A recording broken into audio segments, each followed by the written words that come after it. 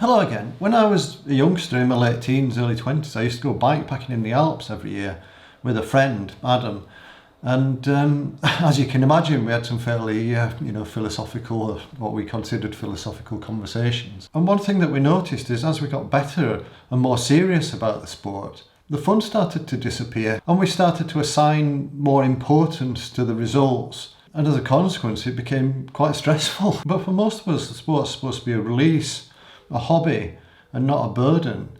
But as we get more and more serious and attach more and more importance and spend more and more money, I suppose, on equipment, it can become a bit overwhelming and stressful and perhaps even unhealthy. There's a lot of evidence supporting the fact that endurance sport is healthy and good for us. So it's certainly worth pursuing, but how do we keep it a healthy, positive aspect of our life and not let it become a damaging negative aspect of Planning our life? your life and thinking a little bit about your life and how to keep it all in balance is also a really important part of keeping fit and healthy and keeping mentally fit and healthy. A useful tool that I like to use is the Wheel of Life. There are loads of apps that you can get on your phone which will help you do this exercise. Basically, it's about thinking about core areas of your life or core human needs and assessing how important those things are to you and also how you would rate them now. And once you've identified the important areas of your life which are maybe scoring quite low, you know that you can focus on those areas and develop an action plan. This is the important bit, not just identifying the problems but doing something about them. So develop an action plan to help you create more balance and harmony in your life. To be meaningful, goals have to be difficult to achieve.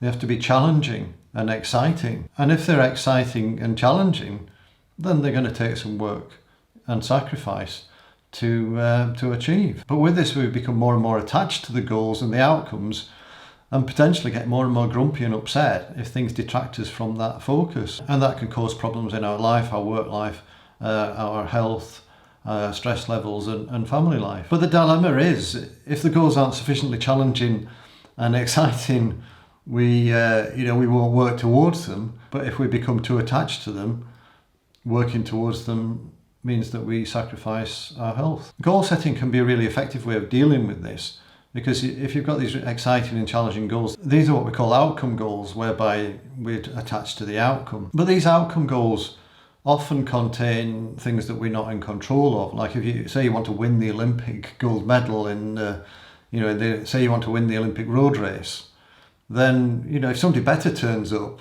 or you have a crash or something that isn't your fault, well, you're not going to win it.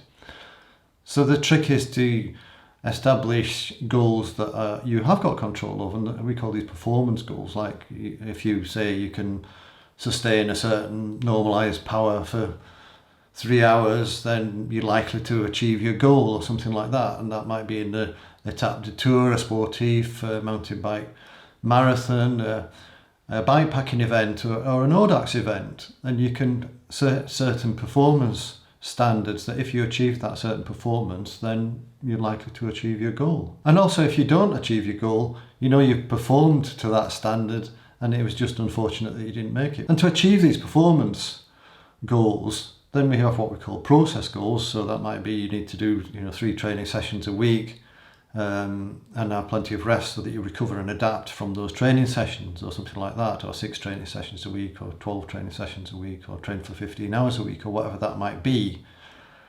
You have to follow a certain process to achieve a certain performance or achieve the certain stepping stones on your way to that performance. So that having these goals that you're in control of, the process goals, and adjusting those process goals according to creating good habits is a nice way to gain control over the process.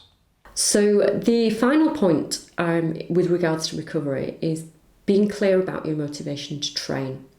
Those motivations need to be healthy motivations. We don't want it to feed an unhealthy motivation or an obsession or something destructive.